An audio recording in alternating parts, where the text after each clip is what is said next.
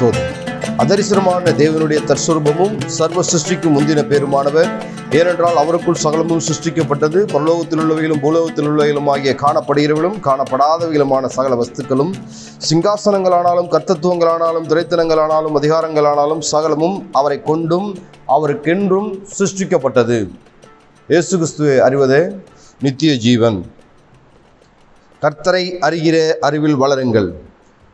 இயேசு கிறிஸ்துவின் வாழ்க்கை வரலாறு பாகம் 34. இந்த பாகம் 34ல் 3 விஷயங்களை குறித்து நாம் படிக்க போகிறோம். முதலாவது, இந்த சீலோவாம் கோபுரம் விழுந்து 18 பேர் மரணம். அது ஏன், எப்படி? இரண்டாவது, 3 வருடங்கள் கனி கொடுக்காத அத்தி மரத்தின் ஓமை. அடுத்து கடைசியாக 18 வருடங்களாக நிமிரக்கூடாதிருந்த கூனியை இயேசு உடனடியாக சுகப்படுத்துதல். இதை குறித்து நம்ம இன்னைக்கு பார்க்க போகிறோம். இதில் பார்த்தீங்கன்னா, இயேசு கிறிஸ்துவின் வாழ்க்கை வரலாறு பாகம் 34. கர்த்தருடைய பெரிதான கிருபையினாலே நாம் 33 பாகங்களை நாம் பார்த்தோம். இயேசு கிறிஸ்துவின் வாழ்க்கை வரலாறு அவருடைய பிறப்புக்கு முன்பாக அனாதியிலிருந்து அவர் உயிர்த்தெழுத பின்பு வரைக்கும் கிட்டத்தட்ட 190 பிரிவுகளாக பிரிக்கலாம். இயேசு கிறிஸ்து வாழ்க்கை, அவர் அனாதியில் எப்படி இருந்தார், எப்படி பிறந்தார், எப்படி ஊழியம் செய்தார், சிறுபிராயத்தில் எப்படி இருந்தார், சிலுவையில் எப்படி ஏறினார், அவருடைய மரணம் எப்படி, உயிர்த்தெழுதல் எப்படி, இதை 190 பிரிவுகளாக பிரிக்கலாம். 190. இதில் நம்ம இன்னைக்கு பார்க்க போகிறது இந்த மனம் திரும்புதல் குறித்த போதனை. கிட்டத்தட்ட 100வது சம்பவம். இயேசு கிறிஸ்துவின் வாழ்க்கையிலே 100வது சம்பவம். அப்போ நம்ம இன்னும் பார்க்க வேண்டியது கிட்டத்தட்ட 100 இருக்கிறத பார்க்கலாம். சரிங்களா? அப்போ இன்றைய நாளில் நம்ம என்ன பார்க்க போகிறோம்? சீலோவாம் கோபுரம் விழுந்து 18 பேர் மரணம். அதில் இன்றைக்கி நம்ம பார்க்க போகிறது லூக்கா புஸ்தகம் 13வது அதிகாரத்தில். அதில் பார்த்தீங்கன்னா, பிலாத்து சில கலிலேயருடைய இரத்தத்தை அவர்களுடைய பலிகளோடு கலந்திருந்தான். அந்த வேளையிலே அங்கே இருந்தவர்களில் சிலர் அந்த செய்தியை அவருக்கு அறிவித்தார்கள். இதில் என்ன விஷயத்தை கற்றுக்க போகிறோம்? மனம் திரும்புதலை பற்றிய ஒரு போதனையை இயேசு கிறிஸ்து அழகாக, அற்புதமாக, தெளிவாக புரிய வைக்கிறத பார்க்கலாம்.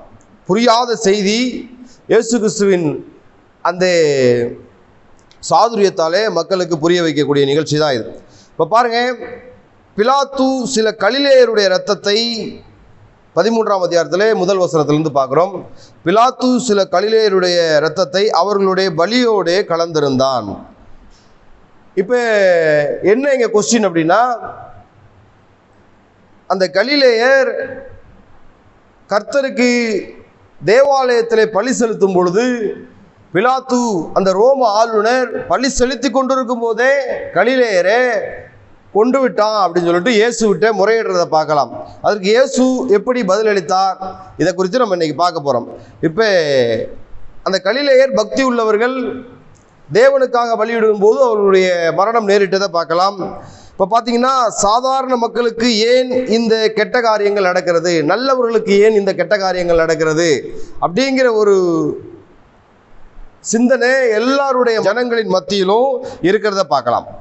கலிலேயர்கள் தங்கள் தேவனுக்கு பலி செலுத்தும் போது கூட ஏன் பேரழிவு நடக்கிறது, இதே ஜனங்கள் கர்த்தராகிய இயேசு கிறிஸ்துவிட்ட கேட்குறாங்க. கலிலேயர்கள் தங்கள் தேவனுக்கு பலி செலுத்தும் போது கூட ஏன் இந்த மாதிரி பேரழிவு நடக்கிறது? பாருங்க, நாம் எவ்வளவுதான் நீதி உள்ளவர்களாக இருந்தாலும், பாவம் செய்யாதவர்களாக இருந்தாலும், அந்த மரணம் என்பது எதிர்பாராத விதமாக எல்லோருக்கும் வரலாம். அதை குறித்து இயேசு என்ன சொல்றாரு? இதை குறித்து, இதே மனம் திரும்புகிற காலமாக எடுத்துக்கொள்ளுங்கள் அப்படிங்கிறார். இன்னும் நல்லா புரியிறாப்புல சொல்லணும்னா, மனம் திரும்புதல் பற்றிய போதனையை கிறிஸ்து ஆரம்பிக்கிறத பார்க்கலாம். அவங்க கேள்வி கேட்குறாங்க, இவர் ஒரு கேள்வியை கேட்டு அதற்கு பதிலளிக்கிறார். இயேசு அவர்களின் கேள்விக்கு ஒரு கேள்வியுடன் பதிலளித்தார். கலிலேயர்கள் தேவனுடைய ஆலயத்திலே தேவனுக்கு பலி செலுத்தும் போது ரோம ஆளுநன் அங்கே பலி செலுத்தியவர்களை கொண்டு போட்டான். இதுக்கு நீங்கள் என்ன சொல்கிறீங்க அப்படி சொல்லும்பொழுது இயேசு அழகாக பதில் சொல்கிறாரு. அவருடைய கேள்விகளுக்கு இவர் ஒரு கேள்வி அளித்து அந்த கேள்விக்கு பதில் இவரே சொல்லி அவர்கள் கேட்ட கேள்விக்கும் பதில் சொல்ல போகிறார். என்ன சொல்கிறாரு? அடுத்து இயேசு என்ன சொல்கிறாரு? சீலோவாமிலே கோபுரம் விழுந்து 18 பேர் கொன்றதே எருசலேமில் குடியிருக்கிற மனுஷரெல்லாம் அவர்கள் குற்றவாளிகளாக இருக்கிறார் என்று நினைக்கிறீர்களா? அப்படியல்ல என்று நான் உங்களுக்கு சொல்கிறேன். நீங்கள் மனம் திரும்பாமல் போனால் எல்லோரும் அப்படியே கெட்டு போவீர்கள் என்றார். எப்படியே கெட்டு போவீர்கள் என்றார். இந்த சீலோவாம் கோபுரத்தின் வீழ்ச்சி பாருங்க, ஆண்டவராகிய கர்த்தர் அழகா சொல்றாரு. இந்த சீலோவாம் கோபுரம் எங்க இருக்கு அப்படின்னா, சீலோவாம் எருசலேம் நகரின் தென்கிழக்கே இந்த சுவரின் மத்தியில் இருக்கக்கூடிய ஒரு கோபுரம் தான் இந்த சீலோவாம் கோபுரம். அதனுடைய அடிப்பாகம் அது நீர் நிறைந்த பக்கத்து, அந்த நீர் நிறைந்த நிலைகளின் பக்கத்தில் அது உயரமாக கட்டப்பட்டதுனால அதனுடைய அடிமட்டம் தாங்காம, வெயிட் தாங்காம அந்த சீலோவாம் கோபுரம் விழுந்து 18 பேர் மரித்து போய்விட்டாங்க. 18 பேர் மரித்து போய்விட்டாங்க. சரிங்களா? நீர்நிலை மண் அஸ்திவாரம் சரியில்லாதனால இந்த 18 பேர் மரித்து போயிட்டாங்க. இந்த 18 பேர் குற்றவாளிகள் அல்ல, பாவம் செய்தார்களா என்று நீங்கள் என்ன சொல்கிறீர்கள்? அப்படி அல்ல, நீங்கள் மனம் திரும்ப வேண்டும் அப்படி சொல்றத பார்க்கலாம். முதலாவது, இயேசு அந்த துயரங்களால் பாதிக்கப்பட்டவர்கள் தங்களின் பெரிய பாவத்திற்காக நியாயம் தீர்க்கப்பட்டதாக கருத வேண்டாம் அப்படி சொல்றார். கேள்வி கேட்டவர்களை எச்சரிக்கிறார். தேவனுடைய திடீர் நியாய தீர்ப்புக்கு விவரிக்க முடியாத மரணங்களால் ஒன்றும் செய்ய முடியாது. இப்போ பாவம் செய்தவர்களுக்கு தான் கொடிய மரணம் அப்படின்னு நம்ம எடுத்துக்கொள்ள முடியாது. ஏன்னா சில குழந்தைகள் கருவிலே அழிந்து போகிறத பார்க்கலாம். சில குழந்தைகள் சரிங்களா 1 வயசு 2 வயசுலே அழிந்து போகிறத பார்க்கலாம். அப்போ அந்த குழந்தைகள் பாவம் செய்தார்களா? அந்த ரீதியிலே கர்த்தர் கேட்குறத பார்க்கலாம். பாருங்களா, இப்போ கலிலேயர்களை பிலாத்து கொன்றதும் 18 பேரை சீலோவாம் கோபுரம் விழுந்து கொன்றதும் சரிங்களா மரித்தவர்கள் பாவி என்று கூற முடியாது என்று எச்சரிக்கிறார். இந்த மாதிரி திடீர் மரணங்களால தேவனுக்கு பலி செலுத்தி கொண்டு இருக்கும் போதே அவங்க மரித்து போயிட்டாங்க. எருசலேம் நகரம் தேவனுடைய நகரத்திலே அந்த கோபுரம் இடிந்து விழுந்து 18 பேர் மரித்து போயிட்டாங்க. அதற்காக அவர்களை நாம் பாவி என்று எண்ணிவிட முடியாது. சரிங்களா? மரித்தவர்கள் மோசமான பாவிகள், அதனால்தான் இறந்தார்கள் என்பது மோசமான கருத்து அப்படிங்கிறார். சீலோவாம் கோபுரத்தால் கொல்லப்பட்டவர்களுக்கு துன்மார்க்கர் என்ற பெயரை கொடுப்பதை விட நம்மளுடைய இருதயத்தை சோதித்து பார்க்கணும். பாவிகள் இப்படித்தான் மரிப்பார்கள் என்றில்லை. சில வேளைகளிலே குறிப்பாக குழந்தைகள் மரிக்கிறத பார்க்கலாம். சின்னஞ்சிறு பிராயத்திலே பாவம் செய்யாதவர்கள் கொடூரமான முறையிலே மரிப்பதை பார்க்கலாம். கெட்ட விஷயங்கள் எவ்வாறெல்லாம் நடக்கிறது என்பதை நாம் அறிந்திருந்திருக்கலாம். இப்போ ஒருவருடைய திடீர் மரணத்தினால பழி சுமத்துவது கூடாத காரியம். ஒருவன் திடீர்னு மரணம் அடைந்துட்டான், அவன் செய்த பாவம் அப்படின்னு நம்ம சொல்லக்கூடாது. ஏன்னா நம்ம என்னென்ன செஞ்சுருக்கோம் நமக்கு தான் தெரியும். சரிங்களா? யோவான் 7:24 படி தோற்றத்தின்படி தீர்ப்பு செய்யாமல் நீதியின்படி தீர்ப்பு செய்யுங்கள் அப்படி சொல்கிறத பார்க்குறோம் இல்லையா? அப்போ மரித்த 18 பேர் ஒரு அனுமானமாக சொல்கிறாங்க, இந்த கோபுரத்தில் வேலை செய்தவர்கள் அல்லது கோபுரத்தின் கீழே சிறை கைதிகளாக இருந்தவர்கள் அப்படின்னு கூட சொல்லுவாங்க. இப்போ நாம் நம்முடைய உலகத்திலே ஒரு பேரழிவு நிகழும் பொழுது கடவுள் எங்கே இருக்கிறார் அப்படின்னு ஒரு கேள்வி எழும். இந்த நல்ல தேவனை இப்படிப்பட்ட துக்கமான மோசமான காரியங்களில் தேவனை நாம் ஏன் அவரை வம்புக்கு இழுக்க வேண்டும்? இப்போ பார்த்தீங்கன்னா யூதேயாவின் ரோமானிய ஆளுநராக இருந்த பொந்தியு பிலாத்து கைகளால் நடந்த இந்த கொடுமையை பற்றி இயேசுவிடம் கேள்வி கேட்கிறாங்க. இதனால் கடவுள் சந்நிதியிலே கடவுளுக்கு பலி செலுத்தியவர்கள் வழிபாட்டில் இருந்தவர்களுக்கு ஏன் இதெல்லாம் நடக்கிறது அப்படின்னு கேட்குறாங்க. இதுக்கு இயேசு பதிலளித்து கொண்டிருக்கிறார். தேவனுடைய சந்நிதியிலே தேவனுக்கு பலி செலுத்தும் போது ஏன் மரணம்? தேவனுடைய நகரத்திலே அந்த சீலோவாம் கோபுரம் விழுந்து 18 பேர் ஏன் மரணம்? இயேசு அவர்கள் கேள்விகளுக்கு ஒரு கேள்வியுடன் பதிலளித்தார். இந்த கலிலேயர்கள் மற்ற எல்லா கலிலேயர்களை பார்க்கலும் மோசமான பாவிகள் என்று நீங்கள் நினைக்கிறீர்களா அப்படின்னு கேட்கிறார். நிச்சயமாகவே பாவத்தின் காரணமாகவே ஆண்டவர் சொல்றாரு, நிச்சயமாகவே பாவத்தின் காரணமாகவே துக்கமும் மரணமும் வந்தது. அது ஒத்துக்கப்பட வேண்டியதுதான். ஆனால் ஒருவனுடைய திடீர் என்ற மரணத்துக்கும் கொடிய மரணத்துக்கும் அவங்க பாவம் செய்தாங்க அப்படின்னு நாம முடிவு எடுத்துக்கூடாது. நாம் தேவனிடம் ஏன் இந்த பேரழிவை அனுமதித்தார் என்று கேட்பதற்கு பதிலாக நாம் ஏன் ரத்தம் சிந்தப்படவில்லை, நம்மீது ஏன் கோபுரம் சாயவில்லை அப்படின்னு நினைக்கிறோம். அவங்க மரிச்சாங்க, இவங்க மரிச்சாங்க, அது ரைட்டு தான். நாம மரிக்கலையில, நாம ரத்தம் சிந்தப்படலையில. அதனால தேவனுடைய நியாய தீர்ப்பை கண்டு நாம் வியக்காமல் தேவனுடைய கிருபையை கண்டு நாம் வியக்கலாம். தேவனுடைய கிருபையை கண்டு நாம் வியக்கலாம். சரிங்களா? எல்லா மக்களும் பாவத்தினால தண்டிக்கப்படுறாங்க. அதே சமயத்தில் பாவம் செய்த எல்லோரும் தண்டிக்கப்பட்டு விடுவதில்லை. தேவனுடைய அந்த நியாய தீர்ப்பில் நிறைய ரகசியங்கள் ஒளிந்திருக்கிறது. ஆனால் நாம் என்ன நினச்சிக்கணும்? நான் இன்னும் தண்டிக்கப்படலை, எனக்கு இன்னும் கிருபையின் காலம் அதிகரித்து தேவன் கொடுத்திருக்கிறார். இந்த விஷயத்தை தான் தேவன் அடுத்து வரக்கூடிய நிகழ்ச்சியில தெளிவாக சொல்றார். இப்போ பார்த்தீங்கன்னா லூக்கா 13ஆம் அதிகாரம் 6-9 வசனங்கள்லேருந்து இந்த விஷயத்தை குறித்து நம்ம தெளிவாக பார்க்கும்போது அந்த விஷயம் புரியும்.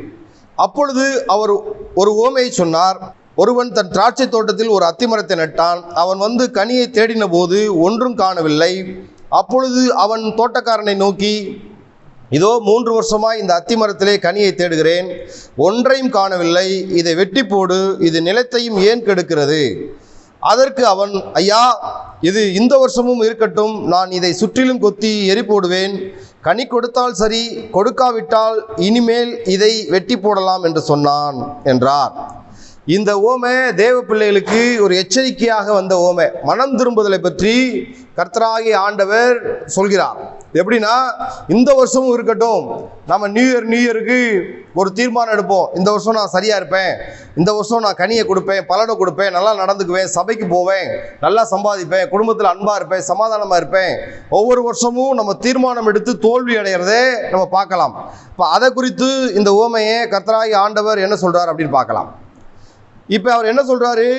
திராட்சை தோட்டத்திலே ஒரு அத்திமரத்தை நடுறதை பார்க்கலாம். முக்கியமானது இதே போல ஒரு சம்பவம் பழைய ஏற்பாடு புஸ்தகம் ஏசியாவில் ஒரு புஸ்தகத்தில் 5ஆம் அதிகாரத்தில் இருக்குது. அதை படிக்கிறேன். இந்த 3 வருஷமாய் கனி கொடுக்காத அத்திமரத்தை குறித்து 2 விஷயங்களை பார்க்க போகிறோம். முதலாவது ஏசியா புஸ்தகத்தில் 5ஆம் அதிகாரத்திலையும், 2வது மத்தேயு புஸ்தகம் 21ஆம் அதிகாரத்திலிருந்து இதை எடுத்து பார்க்க போகிறோம். ஏசியா புஸ்தகத்தில் முதல் 7 வசனங்களில், 5ஆம் அதிகாரம் முதல் 7 வசனங்களில், நேசருடைய தோட்டத்திலே மகா செழிப்பான மேட்டிலே ஒரு தோட்டம் உண்டு. அவர் அதை வேலி அடைத்து அதில் உள்ள கற்களை பொறுக்கி அதில் நற்குல திராட்சை செடிகளை நட்டு. நம்ம குறிப்பெடுத்துக் கொள்ள வேண்டிய ஒரு வசனம் என்னன்னா, அடிக்கோடிட்டு கொள்ள வேண்டிய வசனம் என்னன்னா, நற்குல திராட்சை செடிகளை நட்டு அது நடுவிலே ஒரு கோபுரத்தை கட்டி அதில் ஆலையையும் உண்டு பண்ணி அது நல்ல திராட்சை பழங்களை தரும் என்று காத்திருந்தார். அதுவோ கசப்பான பழங்களை தந்தது. ஆர்சி பைபிளில் காட்டு பழங்களை தந்ததுன்னு போட்டிருக்கும். அதுக்கடுத்து, எருசலேமின் குடிகளே, யூதாவின் மனுஷரே, எனக்கும் என் திராட்சை தோட்டத்திற்கும் நியாயம் தீருங்கள். நான் என் திராட்சை தோட்டத்திற்காக செய்யாத எந்த வேலையை அதற்கு இனி செய்யலாம்? அது நல்ல திராட்சை பழங்களை தரும் என்று நான் காத்திருக்கேன், அது கசப்பான பழங்களை தந்தது என்ன? இப்போதும் நான் என் திராட்சை தோட்டத்திற்கு செய்ததை உங்களுக்கு அறிவிப்பேன். அதன் வேலியை எடுத்து போடுவேன், அது மேய்ந்து போடப்படும். அதன் அடைப்பை தகர்ப்பேன். அடைப்பைனா சுவர். அது மிதியுண்டு போகும். அதை பாலாக்கி விடுவேன். அதன் கிளைகள் நறுக்கப்படாமலும் களை கொத்தி எடுக்கப்படாமலும் போனதினால் முட்செடியும் நெரிஞ்சிலும் முளைக்கும். அதன் மேல் மழை பெய்யாதபடிக்கு மேகங்களுக்கும் கட்டளையிடுவேன். சேனைகளின் கர்த்தருடைய திராட்சை தோட்டம் இஸ்ரவேல் வம்சமே, அவருடைய மனமகிழ்ச்சியின் நாற்று யூதாவின் மனுஷரே. அவர் நியாயத்திற்கு காத்திருந்தார், இதோ கொடுமை; நீதிக்கு காத்திருந்தார், இதோ முறைபாடு. இங்க பார்க்கலாம் கனி கொடுக்காத அத்திமரம். ஏசாயா புஸ்தகம் 5ஆம் அதிகாரத்தில் பார்க்கலாம், கனி கொடுக்குது திராட்சை செடி, ஆனா நற்குல திராட்சை செடி கசப்பான கனிகளை கொடுக்குது. அங்க அத்திமரம் கனியை கொடுக்கல, இங்க கனி கொடுத்தாலும் பிரயோஜனம் இல்லை. அதுக்கடுத்து பார்க்கலாம், இந்த மத்தேயு மத்தேயு 21ஆம் அதிகாரத்திலையும் மார்க் 11ஆம் அதிகாரத்திலையும் இயேசு சபித்த ஒரு அத்திமரத்தை பார்க்கலாம். பெத்தானியாவிலிருந்து எருசலேம் போற வழியிலே அவருக்கு பசி உண்டாயிற்று. அப்பொழுது வழி அருகே இயேசு ஒரு அத்திமரத்தை கண்டு அதனிடத்தில் போய், அதிலே இலைகளை அன்றி வேறொன்றும் காணாமல், இனி ஒரு காலம் உன்னிடத்தில் கனி உண்டாதிருக்க கடவுது என்றார். உடனே அத்திமரம் பட்டு போயிற்று. மார்க் புஸ்தகத்தில் ஏதாகிலும் அகப்படுமா அப்படின்னு போட்டிருப்பார். சரிங்களா? இப்போ இந்த ஊமையை குறித்து நிறைய விஷயங்களை நம்ம பார்க்க போகிறோம். தெரியாத விஷயங்களை தெரிந்து கொள்ள போகிறோம். இப்போ இந்த அத்திமரம் லூக்கா புத்தகத்தில் 13ஆம் அதிகாரம் 6லேருந்து 9 வரக்கூடிய அத்திமரங்களில் அவர் ஒரு ஓமையை சொன்னார். மனம் திரும்புவதற்குரிய ஒரு ஓமை. தேவ பிள்ளைகளே எப்படியெல்லாம் எச்சரிக்கிறார் பாருங்க. அத்திமரமானாலும் சரி, திராட்சை செடியானாலும் சரி, அது வளர்ந்து கனிகளை கொடுக்க 2 வருஷத்துக்கு மேலாகும். அத்திமரம் 3 வருஷம் ஆகும். திராட்சை செடி அதோடைய இனத்தை பொறுத்தது, வகையை பொறுத்தது 2லிருந்து 5.5 வருஷம் ஆகும். 2லிருந்து 5.5 வருஷம் ஆகும். சரிங்களா? காத்திருக்கிறாங்க. ஏசாயா புத்தகத்தில் பார்க்கலாம். நற்குல திராட்சை செடிகளை நட்டு அவன் விசுவாசத்தினால ஆண்டவர் என்ன பண்றாரு, ஒரு கோபுரத்தை கட்டி ஆலயம் உண்டு பண்ணினார். ஆலயம், அந்த திராட்சை செடி நல்ல பழங்களை தரும். அந்த பழங்களை வச்சு நம்ம ஆலையாடி திராட்சை ரசத்தை எடுத்துக்கொள்ளலாம் ஒரு நம்பிக்கையில். அது செடியை வச்ச உடனே அவர் கோபுரத்தை கட்டி அதை பாதுகாத்து, அதுக்கு பழம் வந்தால் என்ன பண்ணுறது, உடனே ஆலையாடி திராட்சை ரசத்தை எடுத்து விற்கணும், சேர்த்து வைக்கணும், களஞ்சியத்தில் சேர்க்கணும் அப்படின்னு பிரயாசப்பட்டு ஆலையெல்லாம் கட்டுறாரு. ஆனால் பலன் இல்லை. எடுத்த செடி என்னமோ நல்ல செடி தான், விதை என்னமோ நல்ல விதை தான். ஆனால் 100 பலன் கொடுக்கும்னு பார்த்தா அது கசப்பான காட்டு பழங்களை தந்தது. ஏன் இதெல்லாம் ஆராயணும்? ஏன் இதெல்லாம் ஆராயணும்? அதற்கு அந்த செடிக்கு, அந்த திராட்சை செடிக்கு இவர் நல்ல வேலி அடைத்திருக்கிறார். யோபு புத்தகத்தில் பார்க்குறோம் இல்லையா? யோபு 1:10 நீர் அவனையும் அவன் வீட்டை சுற்றியும் அவனுக்கு உண்டான எல்லாவற்றையும் சுற்றி வேலி அடைக்கவில்லையோ? அப்போ கர்த்தர் யோபு வேலி அடைத்ததுனால அவன் கனிகளை கொடுக்கிறவனா இருந்தான். ஆனால் இங்கே பாருங்க, நேசர் அந்த திராட்சை தோட்டத்துக்கு வேலி அடைத்திருந்தும் அந்த திராட்சை செடி கனிகளை கொடுக்கவில்லை. கனிகளை கொடுத்தது, ஆனால் கசப்பான கனிகளை கொடுத்தது. இதே போல் தகப்பன்மார், தாய்மார்கள், பெற்றோர்கள் பிள்ளைகளை கஷ்டப்பட்டு படிக்க வைக்கலாம். இந்த பிள்ளை வருங்காலத்தில் நமக்கு சம்பாதிச்சு கொடுப்பான், நமக்கு துணையாக இருப்பான், படிக்க வைக்கலாம். ஆனால் பிள்ளைங்க சோரம் போகிறத பார்க்கலாம். சரிங்களா? அது நற்குல திராட்சை செடின்னு தான் நட்டு வச்சாங்க. ஆனால் கசப்பான பழங்களை தந்தது போல அநேக பிள்ளைகள் பெற்றோர்களை ஏமாற்றி விடுகிறத பார்க்கலாம். சரியா? அடுத்து பார்க்கலாம். இந்த மத்தேயுல, மார்க்குல சொன்ன இயேசு சபித்த அந்த அத்திமரம். இங்கே பார்க்கலாம். லூக்கால எஜமான் வராரு. எஜமான் யார் அப்படின்னா, தோட்டத்து உரிமையாளர் யாருன்னா பிதா. தோட்டத்தோட ஊழியர் யார் அப்படின்னா குமாரனாகிய இயேசு கிறிஸ்து. அத்திமரம் யாருன்னா இஸ்ரவேலர்கள். திராட்சை தோட்டத்தின் நடு ஒரு அத்திமரம், ஒரே ஒரு அத்திமரத்தை தான் நட்டுருக்கார். திராட்சை தோட்டத்தில் ஒரே ஒரு அத்திமரம் தான். திராட்சை தோட்டம் கனி கொடுக்கும்போது அத்திமரமும் கனி கொடுக்கணும். திராட்சை தோட்டம் கனி கொடுக்கும்போது அத்திமரமும் கனி கொடுக்கணும். இதில் ஒரே ஒரு அத்திமரத்தை ஏன் நட்டார்னா நம்முடைய தனிப்பட்ட ஜீவியத்தை குறிக்கிறதாக அது இருக்கிறது. இப்போ 3 வருஷம் கனிகளை தரலை அத்திமரம். 3 வருஷம். நான் ஏற்கனவே சொன்னேன், அத்திமரம் யாரை குறிக்குதுன்னா இஸ்ரவேலரை குறிக்குது. இயேசு இஸ்ரவேல் தேசத்தில் எத்தனை வருஷங்கள் ஊழியம் செய்தார்? 3.5 வருஷங்கள் ஊழியம் செய்தார். இவர் ஊழியம் செய்தும் அவர்கள் கனி கொடுக்கவில்லை, மனம் திரும்பவில்லை. இயேசு கிறிஸ்துவின் ஊழியவரிடம் கிட்டத்தட்ட 3.5 ஆண்டு காலங்கள். இந்த 3.5 ஆண்டு காலங்களும் யூதர்கள் கிறிஸ்துவை ஏற்றுக்கொள்ளலை, மனம் திரும்பலை. சரிங்களா? இப்போ பார்த்தீங்கன்னா, மரத்தில் பழங்கள் இல்லாமல் இருப்பது இஸ்ரவேலர்களின் துன்மார்க்க ஜீவியத்தை காட்டுகிறதாக இருக்கிறது. இந்த சமயத்தில் தான் தோட்டத்து தோட்டக்காரன் என்ன சொல்கிறான், ஐயா இது இந்த வருஷமும் இருக்கட்டும், இதை சுற்றிலும் கொத்தி எரி போடுவேன், கனி கொடுத்தால் சரி, இனி கொடாவிட்டால் இனிமேல் இதை வெட்டி போடலாம் என்று சொன்னான். சரிங்களா? இந்த சமயத்திலே குமாரன் பிதாவை காத்திருக்கும்படி வேண்டுகிறத பார்க்கலாம். சரியா? 1 யோவான் 2:1 ஒருவன் பாவம் செய்வானானால் நீதிபரராய் இருக்கிற இயேசு கிறிஸ்து நமக்காக பிதாவினிடத்தில் பரிந்து பேசுகிறவராய் இருக்கிறார். சரிங்களா? இப்போ தோட்டத்தில் உள்ள அத்திமரம் பாதுகாக்கப்பட்டது. லூக்கா புத்தகத்தில் பார்த்தோம். இந்த தோட்டத்தில் உள்ள அத்திமரம் பரிந்து பேசக்கூடிய ஒரு ஊழியன் இருக்கிறதுனால அந்த அத்திமரம், கனி கொடுக்காத அத்திமரம் பாதுகாக்கப்பட்டது. வழியில் இருந்த அத்திமரம் பாதுகாக்கப்படவில்லை. ஏன்னா தோட்டத்தில் இருந்தே இந்த அத்திமரத்துக்கு ஊழியக்காரனா பரிந்து பேசுகிறவனா இருக்கக்கூடிய இயேசு கிறிஸ்துவானவர் இந்த இடத்துல நியாயாதிபதியாக வந்துட்டார். அங்கே தேவனுடைய சமூகத்தில் பரிந்து பேசி கொண்டிருக்கிறார்.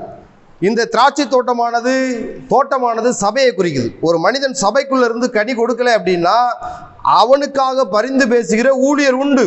ஆனா வழி அருகே இருக்கிற அந்த அத்தி மரத்துக்கு பரிந்து பேசுகிற யாருமே இல்லை, பரிந்து பேச யாருமே இல்லை. அதனால இயேசு நியாயாதிபதியா இருந்தாரு. அந்த இடத்துல அத்தி மரத்தை சபித்து விட்டார். இன்னும் அதே காரியங்களை பார்க்க போறோம். ஏன் சபித்தார் அப்படின்னா, அது திராட்சை அத்திப்பழம் பூக்குற காலமும் இல்லை. ஆனால் ஏன் சபித்தார்னா, இதில் நல்லா பைபிள் ஸ்டடி டீப்பாக போகும்போது அது அத்திப்பழம் காய்க்கிற காலம் அல்ல. இந்த அத்திப்பழத்துக்கு ஃப்ரூட்ஸ் இண்டிகேட்டர் அப்படின்னு சொல்லி டக்ஸ்ன்னு சொல்லுவாங்க, பட். அத்திப்பழம் காய்க்கிறதுக்கு முன்பாக வரக்கூடியது இந்த டக்ஸ் அல்லது பட் அப்படின்னு சொல்லக்கூடிய ஒரு சின்ன காய், வெள்ளரி பிஞ்சு மாதிரி இருக்கும். நீங்கள் செக் பண்ணிக்கலாம், வெள்ளரி பிஞ்சு மாதிரி இருக்கும். அத்திப்பழம் காய்க்கிறதுக்கு முன்னாடி வரக்கூடிய அந்த டக்ஸ்ன்னு சொல்லக்கூடிய பட்டு, அது எப்படி இருக்கும்னா மொக்குகள் போல இருக்கும், வெள்ளரி பிஞ்சு போல இருக்கும். அதை சாப்பிடலாம். அத்திப்பழத்துக்கு முன்பாக வரக்கூடியது அது பேர் டக்ஸ், இல்லைன்னா பட். இயேசு அதை தேடினார். அது பார்த்தீங்கன்னா அது நார்ச்சத்து, தண்ணீர் சத்து நிறைந்தது, பசியை போக்கக்கூடியது. அதைத்தான் இயேசு தேடினார். இயேசு ஒன்றும் இது அத்திப்பழ காலம் இல்லையே, ஏன் அதுக்காக சபிக்கலை. இலைகள் நிறைய இருந்து உள்ள ஏதோ வச்சிருக்கிறாப்புல அதை காட்டி கொண்டிருக்கிறதுனாலே இயேசு அதை சபித்தார். அப்ப தோட்டத்தில் இருக்கும் பொழுது கனி கொடுக்காத ஒரு விசுவாசிக்காக பரிந்து பேசுகிற ஒரு ஊழியர் உண்டு. ஆனால் வழியறியே இருந்த அத்தி மரத்துக்கு பரிந்து பேச ஊழியர் இல்லை.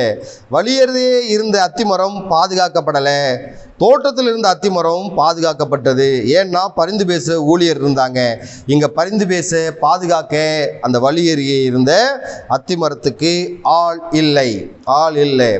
இப்போ பார்த்தீங்கன்னா யோவான் 3ஆம் அதிகாரம் 8-9 வசனங்களில், மனம் திரும்புவதற்கு ஏற்ற கனிகளை கொடுங்கள், ஆபிரகாம் எங்களுக்கு தகப்பன் என்று உங்களுக்குள்ளே சொல்ல தொடங்காதிருங்கள்,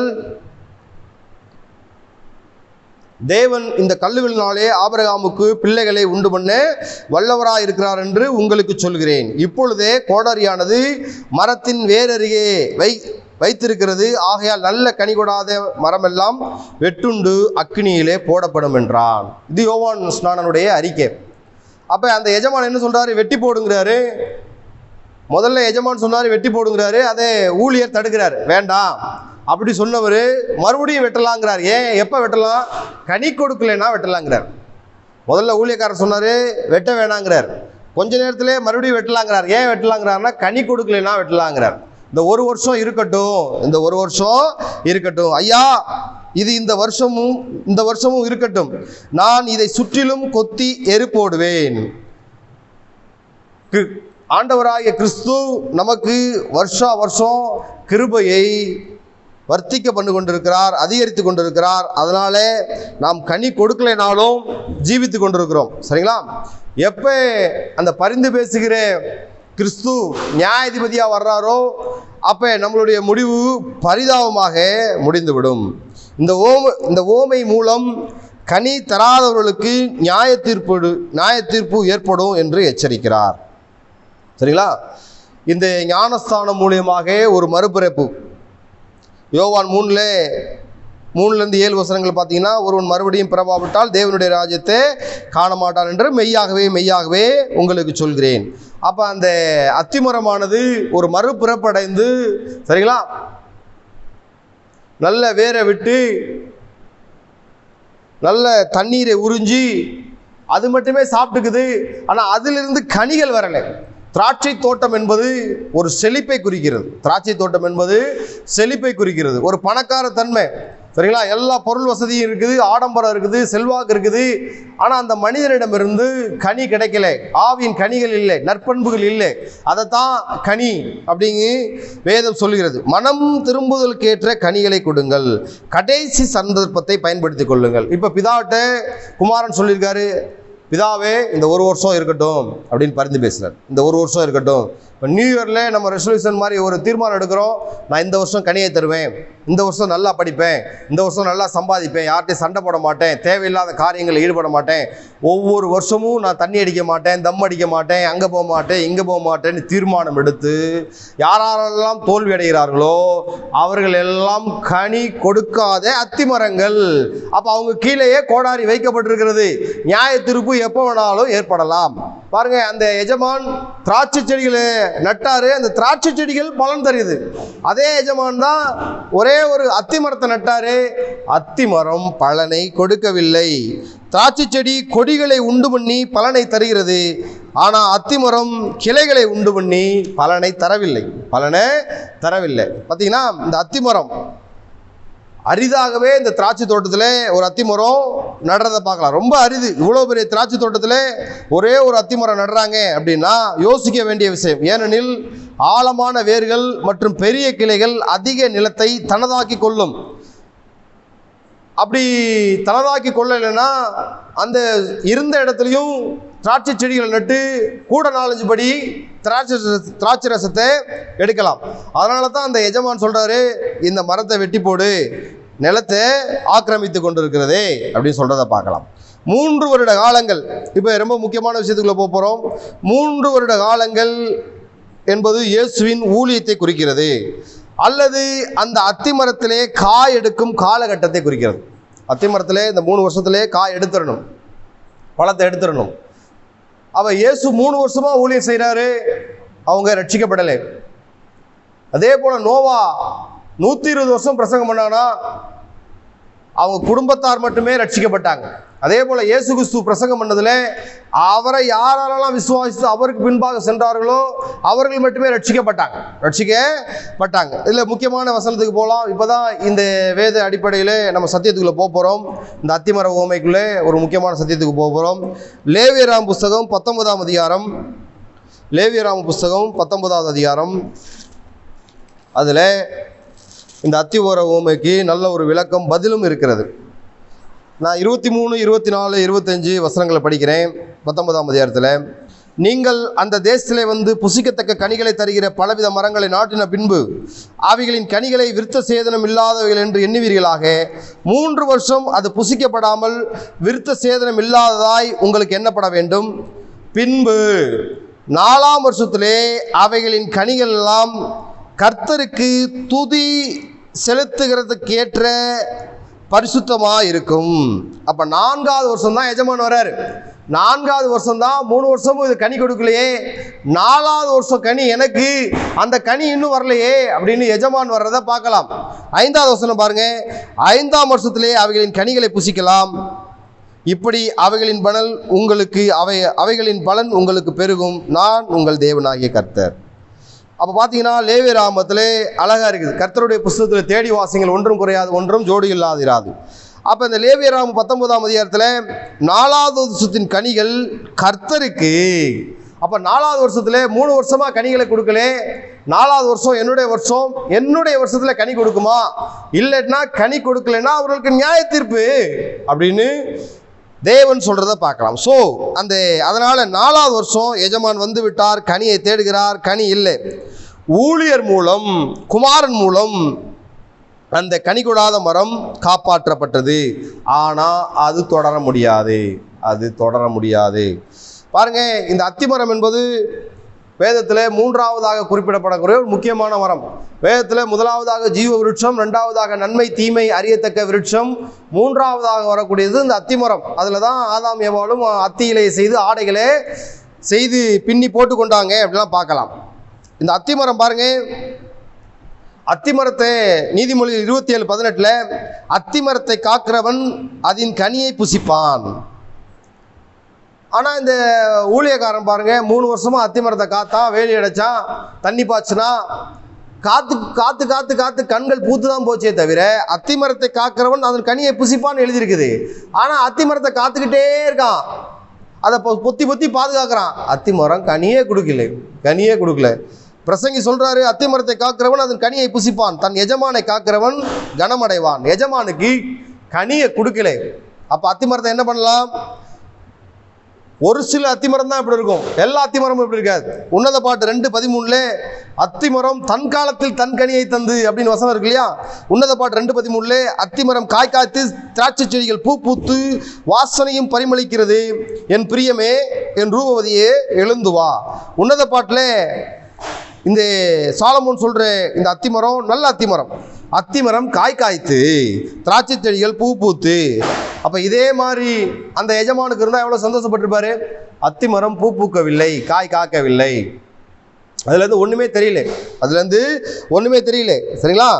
இந்த அத்திமரம் என்பது ஒரு சமாதானத்தை காட்டுகிறதாக இருக்கிறது.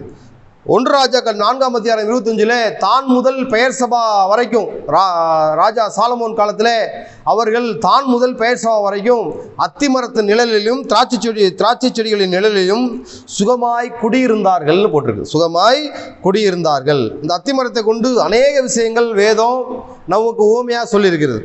ஏசாயா 38:23 கூட அத்திப்பழத்தை அடையை கொண்டு பிளவையின் மேல் பற்று போடுங்கள், அப்பொழுது பிழைப்பார் என்று ஏசாயா சொல்லியிருந்தான். அத்திப்பழம் பாருங்க, ஒரு ராஜ பிளவை, இந்த கேன்சர் வியாதின்னு சொல்றாங்க சரிங்களா, அந்த பிளவையின் மேலே பற்று போடுங்கள், அவன் பிழைப்பான்.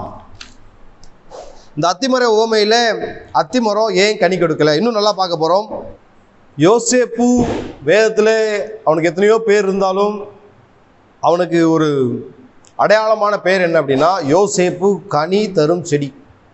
இஸ்ரவேலன் அவன் கனி தரும் செடி. யோசேப்பு கனி தருகிற செடியாக இருக்கிறான். ஆனால் யோசேப்பு பக்கத்தில் உள்ளவங்க அந்த அத்திமரத்தை போன்ற இந்த யூதர்கள் கனி கொடுக்கவில்லை. ஒவ்வொரு புது வருஷத்துலேயும் எவ்வளவோ தீர்மானம் எடுப்பாங்க. இந்த தீர்மானத்தை அவங்க நிறைவேற்ற மாட்டாங்க. இந்த அத்திமரம் எங்கே இருக்குது மறுபடியும் பார்க்கலாம். அத்திமரம் எங்கே இருக்குது? திராட்சை தோட்டத்தில் இருக்குது, அதாவது சபையில் இருக்குது. அத்திமரம் என்பது இஸ்ரவேலர்கள், நாம கூட எடுத்துக்கலாம் ஓமைக்காக, அது புறஜாதிகளாக கூட நாம் எடுத்துக்கலாம். அத்திமரம் திராட்சை தோட்டத்தில் ஒரு செழிப்பான இடத்துல சபையில் தேவனால் முன்குறிக்கப்பட்டவர்கள் நடுவில் இருக்குது. இந்த அத்திமரம் திராட்சை தோட்டத்தில் இருக்குது. தேவன் வர்றாரு. தேவன் என்ன தேடுறாரு? அத்திமரத்தில் என்ன தேடுறாரு? கனியை தேடுறாரு. எவ்வளோ காலம் தேடுறாரு? 3 வருஷமாக தேடுறாரு. கனியை பார்த்தாரா அப்படின்னா ஒன்றையும் பார்க்கவில்லை. ஓசியா 9:10 அத்திமரத்தில் முதல் தரம் பழுத்த கனிகளைப் போலே உங்கள் பிதாக்களை கண்டுபிடித்தேன். நம்முடைய பிதாக்கள் கர்த்தருக்கு ஏற்ற ஆதி பிதாக்கள், கர்த்தருக்கு ஏற்ற பரிசுத்தவான்களாக நடந்து கொண்டாங்க. பக்தி குறையிறத பார்க்கலாம். அவர்கள் கனி கொடுத்தாங்க. தகப்பன் கனி கொடுக்குறான், பிள்ளை கனி கொடுக்கல. தகப்பன் இருந்த வந்த வித்து தான் பிள்ளைகள். அப்போ வித்து சரியா இருக்குது, ஆனால் வித்திலிருந்து வரக்கூடிய அந்த சத்து சரியில்லாமல் வேற எங்கேயோ போயிடுறது. அதனால கனி கொடுக்கவில்லை. பாருங்களேன், மார்க் 11:3 அதில் இலைகளே அல்லாமல் வேறொன்றையும் காணவில்லை. ஏன் கனியை தேடுறாரு? அத்திமரத்தை காக்கிறவன் அதை புசிக்க வேண்டும். இவ்வளவு காலம்னா உன்னை பாதுகாத்தானே, உன்னால எனக்கு என்ன நன்மை? யாருமே ஃப்ரீயா எதையும் செஞ்சிட மாட்டாங்க, நல்லா தெரிஞ்சுக்கணும் சரிங்களா? ஒரு பேப்பர் வாங்குறோம், பேப்பருக்கு இலவசமாக ஒரு புத்தகம் தராங்க அப்படின்னா பேர் தான் இலவசம். அந்த புத்தகம் வாங்கினா தான் அந்த சின்ன புத்தகம் இலவசமாக தருவாங்க. அப்போ உலகத்தில் யாரும் உங்களுக்கு இலவசமாக தூக்கி கொடுத்துட மாட்டாங்க. ஓட்டு போடுறாங்கன்னா அவங்களுக்கு கொடுக்க வேண்டியதை கொடுக்கும் பொழுது தான் மனசாட்சி இல்லாதவங்க ஓட்டு போடுவாங்க. சரியா? எந்த உலகத்தில் எதுவுமே அட்வைஸை தவிர எதுவுமே இலவசம் கிடையாது. இலவசமாக ஒன்று கொடுக்குறான்னா உங்களை ஏதோ ஏமாற்ற போகிறான்னு அர்த்தம். இப்போ ஆண்டவர் நமக்கு அநேக கிருபைகளை இலவசமாக கொடுத்துருக்காரு. ஆனால் இலவசமாக கொடுத்த கிருபைக்கு கணக்கேற்பார். 3 வருஷம் உன்னை பாதுகாத்தனே, என்ன பலன்? ஏன்னா அத்திமரத்தை காக்கிறவன் அதன் கனியை புசிப்பான். காத்து கொண்டே தான் இருக்கிறான் சரிங்களா? போரடிக்கிற மாட்டை வாயை கட்டாதிருப்பாயாக.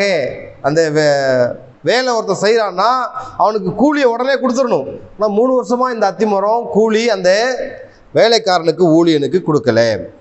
அப்போ அந்த அத்திமரம் ஒரு ஸ்டேட்மெண்ட்டை பெற்றுக்கொண்டுச்சு, இந்த வருஷமும் நம்ம கனி கொடுக்கலைன்னா நம்மளை வெட்டி போட்டுருவாங்க. இப்போ அந்த அத்திமரம் என்ன நினைக்கணும்? அப்போஸ்தலர் 17:30 அறியாமையில் உள்ள காலங்களில் தேவன் காணாதவர் போல இருந்தார். அறிந்தபோது மனம் திரும்பணும். நம்ம அறியாத உள்ள காலத்திலே தேவன் காணாத போல இருந்தார். இப்போ நமக்கு கிடைக்க வேண்டிய செய்தி கிடைச்சிருச்சு. இந்த வருஷம் நம்ம கனி கொடுக்கலைன்னா நம்மளுடைய கதை முடிஞ்சது. ஆனால் அப்படிதான் சொல்றார் ஆண்டவர். மன்னிக்கிறதுக்கு தயவு பெருத்தவர், இரக்கத்தில் ஐஸ்வர்யம் உள்ளவர். ஒவ்வொரு வருஷமாக தள்ளி வைத்து கொண்டு போகிறதே பார்க்கலாம் நம்மளுடைய ஜீவனை. அப்போ அத்திமரம் எப்பொழுது வெட்டப்படும்? கனி கொடுக்காவிட்டால் வெட்டப்படும். முதல்ல வெட்ட வேணாம்னு சொன்னது இயேசு தான். ஆனால் இயேசுவே என்ன சொல்கிறாரு? கனி கொடுக்காவிட்டால் வெட்டலாம். அப்போ இயேசு நமக்காக பரிந்து பேசி கொண்டிருக்கிறார். அவருடைய வருகை எப்போ வேணாலும் இருக்கலாம். அவனவனுடைய கிரியை என்னோட கூட வருகிறது அப்படிங்கிறார். எசேக்கியேல் 9ஆம் அதிகாரம் 4-7 வசனங்கள் படிச்சிங்கன்னா, யார் யார் நெற்றியிலே அடையாளம் இல்லையோ சங்காரக்காரர்கள் குழந்தைன்னு பார்க்காத, பெரியவங்கன்னு பார்க்காத, சின்னவங்கன்னு பார்க்காத வெட்டி தள்ளிட்டு போயிட்டே அப்படிங்கிறார். முத்திரை இல்லை, அடையாளம் இல்லைன்னா வெட்டுங்கிறார். அப்போ கனி, அந்த மரத்தில் அடையாளமாகிய கனி இல்லைன்னா வெட்டி போடு அப்படிங்கிறார். எசேக்கியேல் 9:4-7. அப்போ சபையிலிருந்து மூப்பர்கள் இடத்திலிருந்து நியாய தீர்ப்பு வெட்டுவது அவங்க தோங்குறத பார்க்கலாம். அடையாளம் இல்லைன்னா வெட்டுங்கிறார். யார் யாருடைய நெற்றிகளில் அடையாளம் இல்லையோ வெட்டுங்கிறார். அப்போ எந்தெந்த அத்தி மரத்தில் கனி இல்லையோ, எந்தெந்த விசுவாசிகள் கனி கொடுக்காமல் இருக்கிறார்களோ அவர்கள் முடிவு அந்தோ பரிதாபம். அப்போ கனி கொடுக்க அத்திமரம் ஏதாவது செய்ய முடியுமா? நம்மளாலே நமக்கு நாமே ரட்சிப்பை கொடுத்து கொள்ள முடியுமா? இயேசுவினால தான் ரட்சிப்பு. அப்போ கனி கொடுக்க முடியும்னா அந்த மரமானது கர்த்தரை விசுவாசிக்க வேண்டும். தன்னுடைய தவற்றையெல்லாம் தப்பையெல்லாம் உணர்ந்துக்கணும். இப்போ பார்த்திங்கன்னா ஒரு மரம் இருக்குது, அதுக்கு தேவையான தண்ணீர் அந்த மரத்துக்கு கிட்டையே இருக்குன்னா அந்த மரத்தோட வேர்கள் கிட்டக்கே அதுக்குள்ளே அந்த வேர்கள் முடங்கிவிடும். தண்ணி தான் கிடைக்குதே, அப்புறம் இதுக்கு வேர் தூரம் போகணும். அந்த மரத்துலேருந்து தண்ணீர் ரொம்ப தொலைவில் இருக்குன்னா அந்த மரம் கஷ்டப்பட்டு தன்னுடைய வேரை இன்ச்சிஞ்சா விட்டு பல தூரம் விடும். அவ்வளவு தூரம் விட்டு அப்புறமாட்டி தான் அந்த வேரானது தண்ணீரை இழுக்கும். மரம் அசைவில்லை என்றாலும், மரம் பயணப்படவில்லை என்றாலும், மரத்தின் வேர் பயணப்பட்டு நீரை கஷ்டப்பட்டு இழுத்து மரத்துக்கு கொடுக்குது. ஆனால் இந்த அத்தி மரம் ஒரே இடத்துல தண்ணி, அந்த திராட்சை தோட்டத்துக்கு நல்ல செழிப்பான திராட்சை தோட்டத்துக்கு தண்ணி வர்றதுனால சுகம் கண்டுக்கிட்டு அந்த வேர் அங்கேயே உட்காந்துக்குது. சுற்றி பாம்பு மாதிரி அங்கேயே உட்காந்துக்குது. வேர் போகலை, வேர் வேலை செய்யலை, தண்ணி இருக்கிற இதுவே போதும், சோறு கண்ட இடம் சொர்க்கம் அப்படின்னு உட்காந்துக்குது. வேர் பயணப்படவில்லை. நீங்கள் பயணப்படணும். பயணப்பட்டாதான் கனிகளை கொடுக்க முடியும். வேர் பயணப்படலை. ஏன்னா எங்கே இருக்குது அத்திமரம்? திராட்சை தோட்டத்துக்குள்ளே இருக்குது. திராட்சை தோட்டத்துக்கு தண்ணி பாய்ச்சினா தான் அது கொடுக்கும். இது பாருங்கள், இந்த மரமானது எசவு கண்டுருச்சு. அப்போ முதலில் கனியை தேடின போது ஒன்றும் காணவில்லை. மறுபடியும் தேவன் கனியை தேடும் பொழுது கனி இருக்க வேண்டும். இருக்கலைன்னா என்ன? கோடாரியானது மரத்தின் வேரருகே வைக்கப்பட்டிருக்கிறது. நியாய தீர்ப்பு பக்கத்துலேயே ரெடியாக இருக்குது. மரம் பயந்து ஜீவிக்கணும் மரம். ஆனால் பாருங்கள், அவ்வளவு முரட்டாட்டம் உள்ளவர்கள் இன்னும் நம்ம சந்ததியில் இருக்க தான் செய்கிறாங்க. முரட்டாட்டம், வணங்கா கழுத்து, சரிங்களா, அடாவடித்தன்மை, முரட்டுத்தன்மை, நெஞ்சை நிமித்திட்டு போகிறது இன்னும் சபையில் இருக்கிறத பார்க்கலாம். கனி இல்லை அப்படின்னா கோடாரியே சொல்கிறோம், எவ்வளவோ சொல்கிறோம், அப்படி செய்யாத நியாய தீர்ப்பு வந்துடும், கோடாரி இருக்குது. அந்த மூடனே நொய்ய உலக்கையில் உரலில் போட்டு குத்துனாலும் அவன் ஜென்ம சுபாவம் மாறாதான். அதே போல் நிறைய பேர் மாற மாட்டாங்க. இப்போ பார்த்தீங்கன்னா மத்தேயு 23:13 பரலோகம் நீங்களும் போவதில்லை, மற்றவர்களையும் தடை செய்கிறீர்கள் அப்படின்னு சொல்லிட்டு இயேசு மாயக்காரரை எச்சரிக்கிறத பார்க்கலாம். ஒரு மரம் கனி கொடுக்கலைன்னா, ஒரு விசுவாசி கனி கொடுக்கலைன்னா மற்ற விசுவாசி என்ன நினைப்பான்? அவனே சிகரெட் அடிக்கிறான், அவனே தண்ணி அடிக்கிறான், அவனே பொல்லாத காரியங்களை செய்கிறான், அவனே அப்படி இருக்கிறான், அந்த ஊழியக்காரரே அப்படி இருக்கிறாரு. அப்போ ஒரு மோசமான அத்திமரம், ஒரு மோசமான விசுவாசினாலே அநேகருக்கு இடர்கள் ஏற்படுகிறத பார்க்கலாம். அதான் ஒரு அத்திமரம் தனித்தன்மையை காட்டுகிறது. சரிங்களா? அப்போ களையை எடுக்க போகிறவர் என்ன செய்கிறாரு? களை எப்படி எடுப்பார்? யோவான் 15:2-3 உபதேசத்தினாலே செடிகளை சுத்தம் பண்ணுகிறார். உபதேசத்தினாலே இப்பொழுதே சுத்தமாடிகள் பார்க்குறோம் இல்லையா? அப்போ கனி கொடுக்கணும்னா உபதேசத்தை பெற்றுக்கொள்ள வேண்டும். எபிரேயர் 4:12 போதக சிற்றை, இந்த பட்டயமாகிய வசனத்தை என்ன போட்டிருக்குது? போதக சிற்றை அப்படின்னு போட்டிருக்கு.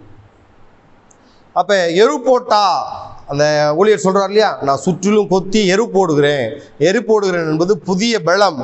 தேவனை சார்ந்து கொள்ளும் பொழுதுதான் அந்த புதிய பலன் உண்டாகிறது. 4வது வருடம் அதுக்கு அந்த அத்தி மரத்துக்கு கடைசி வருடமா ஒரு கேள்விக்குறி. ஆண்டவர் ஒரு தடவை எச்சரிச்சார். நல்ல மாட்டுக்கு ஒரு சூடுன்னு சொல்கிறோம் இல்லையா? ஆண்டவர் வந்து அந்த உக்ரானக்காரன் ஓமையில் வந்த உடனே உக்ரானக்காரன் கணக்குங்கும்போது கணக்கு இல்லை, அவன் வேலை பறிபோக போகுது. ஆனால் இங்கே பார்க்கலாம், குமாரனுடைய சொல் கேட்டு பிதா, ஊழியருடைய சொல் கேட்டு அந்த எஜமான் என்ன சொல்றாரு? இன்னும் ஒரு வருஷத்துக்கு சரின்னு தலையாட்டியிருக்கார். சரியா? அப்ப இங்க பாத்தீங்கன்னா எரேமியா 17ஆம் அதிகாரத்தில் 7-8 வசனங்கள்ல, மழை தாழ்ச்சியான வருஷத்திலும் கர்த்தர் மேல் நம்பிக்கை வைத்து கர்த்தரை தன் நம்பிக்கையாக கொண்டிருக்கிற மனுஷன் பாக்கியவான். மழை தாழ்ச்சியான வருஷத்திலும் வருத்தமின்றி தப்பாமல் கனி கொடுக்கிற மரத்தை போல இருப்பான். மழை தாழ்ச்சியான வருஷத்திலும் கர்த்தர் மேல நம்பிக்கை கொண்டிருக்கிற மனுஷன் மழை தாழ்ச்சியான வருஷத்திலும் கனி கொடுப்பானாம்.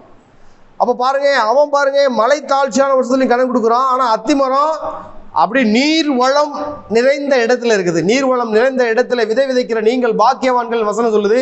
ஆனா அத்திமரம் நீர் வளம் நிறைந்த இடத்துல இருந்தும் கனிகளை கொடுக்கவில்லை. அதைத்தான் ஒவ்வொரு விசுவாசியும், இந்த வசனம் எனக்கு நான் இன்னும் அந்த விஷயத்துல, ஒரு சில விஷயத்துல கனி கொடுப்பாங்க, ஒரு சில விஷயத்துல கனி கொடுக்க மாட்டாங்க. எப்படின்னா, குடும்பத்துல அன்பா இருப்பாங்க, வெளியில சல்ல புல்ல விழுவாங்க. இன்னொன்று, வெளியில அன்பா இருப்பாங்க, குடும்பத்திலே அவங்க அன்பு இல்லாம இருப்பாங்க, கொடூரமா இருப்பாங்க. அப்ப குடும்பத்திலையும் வெளியிலையும் ஊழியத்தில் அன்பா இருப்பாங்க, வீட்டில் மோசமா நடந்து கொள்வாங்க. நாம ஏனோக்க போல இருக்கணும். ஏனோக்கு கர்த்தருடைய சந்நிதியிலும் அன்பா இருந்தான், கர்த்தருக்கு அன்பா இருந்தான், வீட்டிலையும் அவர் குமாரத்திகளையும் பெற்று மனைவி பிள்ளைகள் இடத்துலையும் அன்பா இருக்கிறத பார்க்கலாம். சரிங்களா? அப்ப ரெண்டு இடத்துலையும் பேலன்ஸா நாம் இருக்கணும். மழை பெய்யும் பொழுதும் கனி, மழை பெய்யலனாலும் கனி. ஏன்? கர்த்தர் மேல் நம்பிக்கை. அதே போல நம்ம ஒரு கருத்தை மட்டும் மனசுக்குள்ளே வச்சுக்கவே வேணும். எப்போ நான் என்ன கருத்தை வச்சுக்கணும்னா, இது எனக்கு 4வது வருஷமா, கர்த்தர் முதல்ல எச்சரித்திருக்காரே, இந்த வருஷம்தான் உனக்கு, அடுத்த வருஷம்லாம் நீ கனி கொடுத்துடணும். கொடுக்கல, கோடாரி மரத்தின் வேரருகே வைக்கப்பட்டிருக்கிறது. இந்த உபாகமம் 20:19 கனி கொடுக்காது இருக்கிற மரத்தை வெட்டி போடலாம் அப்படின்னு உபாகமத்தில் போட்டிருக்கும். நீ ஒரு நாட்டுக்கு போய் இடத்த பிடிச்சிக்கிட்ட அப்படின்னா, நல்ல கனி கொடுக்குற மரத்தை நீ வச்சுக்க. கனி கொடுக்காத மரம் ஏன் அந்த இடத்த அடைச்சிக்கிட்டு இருக்கணும்? அந்த மரத்தை வெட்டி போடு அப்படின்னு உபாகமம் 20:19 மோசே மூலமா சொல்றத பார்க்கலாம். சரிங்களா? அப்ப நாம் கனி கொடுக்கிறவர்களா இருக்கணும். அந்த வழி அருகே இருந்த அத்திமரத்துக்கு பரிந்து பேச ஆள் இல்லாதனால அந்த அத்திமரம் உடனே பற்று போயிட்டு அப்படின்னு பார்க்குறோம். இங்கே பார்த்தீங்கன்னா வருஷம் தப்பிச்சுக்கிட்டு இருக்குது அத்திமரம். அங்கே உடனே பற்று போயிட்டு இங்கே வருஷம் அத்திமரம் தப்பித்து கொண்டிருக்கிறது. நாம் தோட்டத்தில் உள்ள அத்திமரமா, சபையில் உள்ள அத்திமரமா இருக்கிறதுனால நம்ம வருஷம் தப்பிச்சுக்கிட்டு இருக்கிறோம். சரிங்களா? அதை நல்லா மனசில் வச்சுக்கோங்க. நல்லா நம்மகிட்ட இருந்து என்ன கனியை தேவன் எதிர்பார்க்கிறாரு? எபிரேயர் 13:15 உதடுகளின் கனிகளை தேவன் எதிர்பார்க்கிறார்.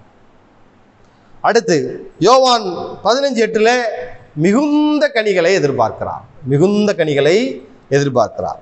எசேக்கியேல் 47:12 புது கனிகளை எதிர்பார்க்கிறார். மத்தேயு 3:8 மனம் திரும்புதலுக்கு ஏற்ற கனிகளை எதிர்பார்க்கிறார். கொலோசியர் 1:10 நற்கிரியையாகிய கனியை எதிர்பார்க்கிறார். பிலிப்பியர் 1:10 நீதியின் கனியை எதிர்பார்க்கிறார். எபேசியர் 5:4 ஆவின் கனியை எதிர்பார்க்கிறார். லூக்கா 6:43 நல்ல கனியை எதிர்பார்க்கிறார். சரிங்களா? ஒருவன் என்னிலும் நான் அவளிலும் நிலைத்திருந்தால் அவன் அநேக கனிகளை கொடுப்பான்லாம் வசனம் இருக்கு இல்லையா? சரியா? அப்ப நாம கனிகளை கொடுக்கிறவனாக இயேசுவிலே நிலைத்திருக்கும் பொழுது நாம் கனிகளை கொடுப்போம். இயேசுவில் நிலைத்திராவிட்டால் கனிகளை கொடுக்க முடியாது. சுற்றிலும் எரி குத்தி போடுவான் சொல்றான் இல்லையா? அப்ப தேவையில்லாதெல்லாம் நீக்கி போடுவான். தேவையில்லாத கிளைகளை எல்லாம் நீக்கி போட்டு எது வளர்ச்சியில் இருக்குதோ அந்த கிளைகளை மட்டும் அந்த ஊழியர் சுத்தப்படுத்துவான். அதே போல நம்மிடமிருந்து தேவையில்லாத பகுதிகளை கர்த்தர் நீக்கி விடுவார். இந்த அத்திமரம் அநேக ஓமைகளால் நிறைந்திருக்கிறது. ஆதியாகமம் 3:7 அத்திமர இலைகளால ஆதாமும் ஏவாளும் உடைகளை அணிந்திருந்தார்கள் பார்க்குறோம். அப்புறம் 2 ராஜாக்கள் 20:7 அத்தி பழத்தினால செய்த அடையை போட்டு எசேக்கியாவுடைய அந்த நோயை குணமாக்குனாங்கன்னு பார்க்குறோம். அப்புறம் சகேயு லூக்கா 19 காட்டத்தி மரத்தில் ஏறி நின்று இயேசுவை பார்த்தான்னு பார்க்குறோம். அப்புறம் யோவான் 1 அதிகாரம் 47 48 வசனங்களில் அந்த நாத்தான்வேல் அத்தி மரத்தின் கீழே இருந்தான். நாத்தான்வேல் அத்தி மரத்தின் கீழே இருந்தான். லூக்கா 19 சகேயு காட்டத்தி மரத்தில் மேலே இருந்தான். மார்க் 11 கனி இல்லை பட்டு போனது அப்படிலாம் பார்க்குறோம். ஆபகுக் 3:17 அத்தி மரம் துளிர் விடாமல் போனாலும். அப்போ அத்தி மரத்தினாலே தேவன் அநேக விஷயங்களே சொல்கிறத பார்க்கலாம். அப்போ கர்த்தர் நமக்கு கொடுத்த இந்த வருடம் எப்படியாப்பட்ட வருடம்னா, நாம் வாழ்ந்திருப்பது கர்த்தருடைய கிருபை. எப்படின்னா, குமாரன் நமக்காக பரிந்து பேசியிருக்கார். இந்த வருஷம் இருக்கட்டும் கனியை கொடுப்பான் அப்படின்னு பரிந்து பேசியிருக்கார். அப்போ நாம் எச்சரிக்கை பெற்று கர்த்தர் எனக்கு இந்த ஒரு வருஷத்தை கூட்டிகிட்டு கொடுத்துருக்காரு. கனிகளை கொடுப்பதன் மூலமாக நான் என்னுடைய ஜீவனின் வாழ்நாட்களை பெருக்கிக் கொள்வேன். ஏன்னா அவருடைய வலது கரத்தில் தான் தீர்க்காயுசு இருக்குது. அவருடைய வலது கரத்தில் தான் இது என்னுடைய பலவீனம். ஆனாலும் உன்னதமானவருடைய கரத்தில் இருக்க தீர்க்காயுசை நான் நினைப்பேன் வசனம் இருக்கு இல்லையா? அதே போல எல்லாருக்கும் ஒரு எச்சரிக்கையின் வசனம் இருக்குது. கனி கொடுக்காத மரங்கள் வெட்டுண்டு அக்கினியிலே போடப்படும். அப்போ இந்த அத்தி மரத்தினால நம்ம நிறைய விஷயங்களை நம்ம கற்றுக்கிட்டோம். அத்தி மரத்தை போல நாம் இருக்கிறோம். ஏன்னா திராட்சை செடியின் மத்தியில் செழிப்பாக நம்ம இருக்கிறோம். செழிப்பாக ஒரு நாள் கூட நம்ம பட்னியாக கிடந்ததில்லை. நல்லா கவனிக்கணும். முதல்ல ஒரு 30-40 வருஷத்துக்கு முன்னாடி என்னாலும் ஒரு வேளை தான் சாப்பிடுவோம், 2 வேளை தான் சாப்பிடுவோம் அப்படிலாம் சொல்லுவாங்க. இப்போ பணம் பெருத்து போச்சு, எல்லாம் செழிப்பாக இருக்காங்க, எல்லாம் சகல விதமான வசதிகளோடு இருக்கிறாங்க. 40-50 வருஷத்துக்கு முன்னாடிலாம் இப்போ இல்லை. எல்லாம் 3 வேளை சாப்பிட்றாங்க, இடையில ஸ்நாக்ஸ் சாப்பிட்றாங்க, நல்லா செழிப்பாக இருக்காங்க, நல்ல வீட்டில் உறைவிடத்தில் இருக்காங்க, சரிங்களா, வசதியாக இருக்கிறாங்க. ஆனால் கர்த்தர் கேட்ட கனி கொடுக்கல. அதான் கர்த்தர் சொல்கிறாரு, எச்சரிக்கிறாரு, கனிகளை கொடுங்கள். சரி, அடுத்து போகலாம். 18 வருடமாக நிமிரக்கூடாத கூனி. அந்த கனி கொடுக்காத அத்திமரம் மனம் திரும்புதலுக்கான உவமை. அந்த சீலோவாம் குளத்தில் சீலோவாம் கோபுரம் விழுந்து 18 பேர் இறந்து போனாங்கன்னு பார்க்குறோம் இல்லையா? அப்போ அதுலேருந்து என்ன, அவங்க கெட்டவனாக இருந்ததுனால சாகலை. தேவனுடைய நியாய தீர்ப்பு எப்படி வேணாலும் வரலாம், சரிங்களா? அவங்க இந்த பிலாத்து பலி கொடுக்கும்போது அவனை கொண்டு போட்டான். கலிலேயர்கள் தேவனுடைய சமூகத்தில் தேவனுக்கு பலி கொடுக்கும்போது அவனை கொண்டுட்டான். ஆனால் பாருங்க, தேவனுடைய தோட்டத்திலே திராட்சை செடி இருக்குது, கனி கொடுக்கல. ஒரு துன்மார்க்க ஜீவியம் வாழுது. ஆனால் அந்த அத்திமரம் பிழைச்சிருக்குது. அதே போல தான் நாம் நல்லவர்கள் பாருங்க, எத்தனையோ பேர் கொலை பண்ணுறாங்க, அவங்க அவமானப்படுத்தப்படுறாங்க, ஒரு மோசமான மரணத்தை அனுபவிக்கிறாங்க. ஆனால் நாம் நல்ல செழிப்பான இடத்துல இருக்கிறோம், கனியை கொடுக்குறோமா? அதான் மனம் திரும்புங்க, தேவனுடைய நியாயத்தீர்ப்பை நீங்கள் என்னாதீங்க, உங்களுடைய கிருபையை எண்ணிக்கொள்ளுங்கள்ங்கிறார். 18 வருடமாக நிமிரக்கூடாத கூனி. லூக்கா புஸ்தகம் 13 அதிகாரம் 10-17 வசனங்கள். நிமிரக்கூடாத கூனி. கடங்காரன் ஒரே நாளில் கடனாளி ஆகிறது கிடையாது. ஒருத்தன் குண்டா இருக்கிறவன் ஒரே நாளில் ஒல்லியாகிறது கிடையாது. ஒல்லியாக இருக்கிறவன் ஒரே நாளில் குண்டாகிறது கிடையாது. அப்போ படிநிலை வளர்ச்சி. அதே போல் இந்த நிமிரக்கூடாத கூனி ஒரே நாளில் அவன் கூனி ஆயிரல, சரிங்களா? அவருடைய முதுகெலும்பு ஏதோ பிரச்சனை ஏற்பட்டு கொஞ்சம் கொஞ்சமாக லைட்டாக வளைஞ்சு அப்படியே வளைஞ்சு 18 வருஷத்தில் எல் போல் வளைவா ஒரு மூங்கில் கம்பை வளைச்சி வச்சு கட்டினா எப்படி இருக்கும், அதே போல் வளைச்சி வச்சு அசுத்த ஆவி, பலவீனப்படுத்துகிற ஆவி கட்டி வச்சிருச்சு பாருங்க. அந்த பலவீனப்படுத்தக்கூடிய ஆவி அந்த ஆபிரகாமின் குமாரத்தையே கட்டி வச்சிருக்கு. சரி, இதிலிருந்து பார்க்கலாம். நமக்கு பைசா நகர கோபுரம் தெரியும். அந்த இத்தாலியில் இருக்கிற அந்த பீசா அப்படின்னு கூட சொல்லுவாங்க, பீசா டவர்னு கூட சொல்லுவாங்க. இத்தாலியில் இருக்குது. 1373 கட்டப்பட்டு 1322 முடிக்கப்பட்டது. ஒரு பளிங்கு கற்களாலான ஒரு டவர் தான் இந்த ஒரு வெற்றியின் சின்னமாக கட்டப்பட்டது. எதிரிகளோட போரிட்டு ஜெயிச்சது ஞாபகார்த்தமாக பல வருஷங்கள் ரொம்ப பிரயாசப்பட்டு கட்டினது, சரிங்களா? கட்டும் போதே பாதி சாஞ்சிருச்சு. அதோடைய சாய்மானம் எவ்வளோன்னா, சிலர் 3.7 டிகிரியிலேருந்து 5.5 வரைக்கும் இது டிகிரி சாஞ்சிருக்கு அப்படிங்கிறாங்க, சரியா? ஏன் அந்த பைசா நகரத்து கோபுரம் சாய்ந்தது அப்படின்னா, அடித்தளம் சரியில்லை, சரிங்களா? அதோடைய மண் வளம் சரியில்லை, களிமண் நிறைந்தது, சரிங்களா? அந்த அவ்வளோ வெயிட்டு அதனால் தாங்க முடியல, சாஞ்சிருச்சு, சரிங்களா? இதோடைய காரணம், இன்னொரு காரணம் என்னென்னா, அந்த இன்ஜினியர் சரியாக கட்டினாரா?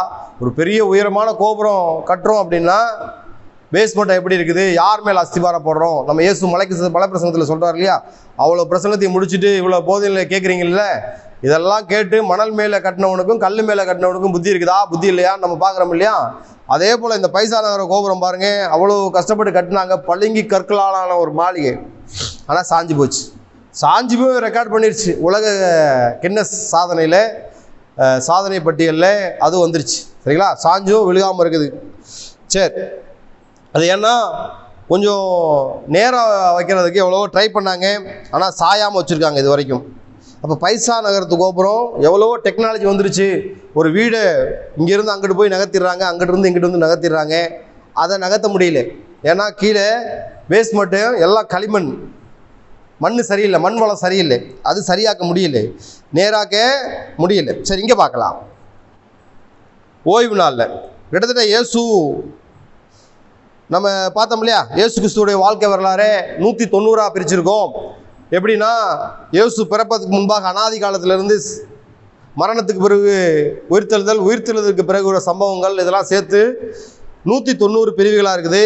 அந்த 190 பிரிவுகளில் இந்த நிமிரக்கூடாத கூனி அப்படிங்கிறது 101வது வருது, 101வது மெசேஜாக வருது.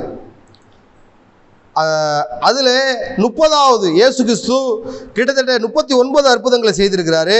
இதில் இந்த நிமிரக்கூடாத கூனி அற்புதம் வந்து கிட்டத்தட்ட 30வது அற்புதமாக வருகிறது. இயேசு 39 அற்புதங்களில் 7 அற்புதங்கள் ஓய்வு நாளில் தான் செஞ்சார். 7 அற்புதங்கள் ஓய்வு நாளில் தான் செஞ்சார். என்னென்ன 7 அற்புதங்கள் அப்படின்னா, மார்க்கு 1ஆம் அதிகாரம் 21லேருந்து 26 வசனங்களை வரக்கூடிய ஜெப ஆலயத்தில் அசுத்த ஆவி உள்ளவனை சுகமாக்குதல் முதலாவது. 2வது மத்தேயு மார்க்கு லூக்கால எழுதின பேதுருவின் மாமியை சுகமாக்குதல், இதுவும் ஓய்வு நாளில் தான் பண்ணது. 3வது 38 வருட வியாதியஸ்தனை பெதஸ்தாவில் சுகமாக்குறது, இது யோவானில் மட்டுமே எழுதியிருக்குது முதல் 9 வசனங்களில். அடுத்து சூம்பின கையுடையவனை சுகமாக்குதல், இது மத்தேயு மார்க்கு லூக்கால எழுதியிருக்குது, இதுவும் ஓய்வு நாளில் தான் நடைபெற்றது. அடுத்து பார்க்கலாம், பிறவிக்குருடன் பார்வையடைதல், அந்த சீலோவாம் குளத்தில் போய் இயேசு துப்பி சேறு உண்டாக்கி சொல்கிறார் இல்லையா, அது ஓய்வு நாளில் தான், அது யோவானில் மாத்திரம் எழுதியிருக்கும். அடுத்து 30வது அற்புதமாக 18 வருட கூனியை சுகமாக்குதல், இது ஒரு ஓய்வு நாளில் தான். அப்புறம் நீர்க்கோவை மனிதனை சுகமாக்குதல், லூக்கா புத்தகம் 14ஆம் அதிகாரத்தில் எழுதியிருக்கும்.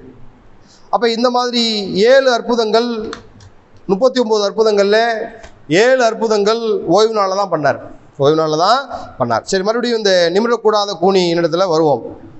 இப்போ பார்த்தீங்கன்னா, ஓய்வு நாள் ஜெப ஆலயம்.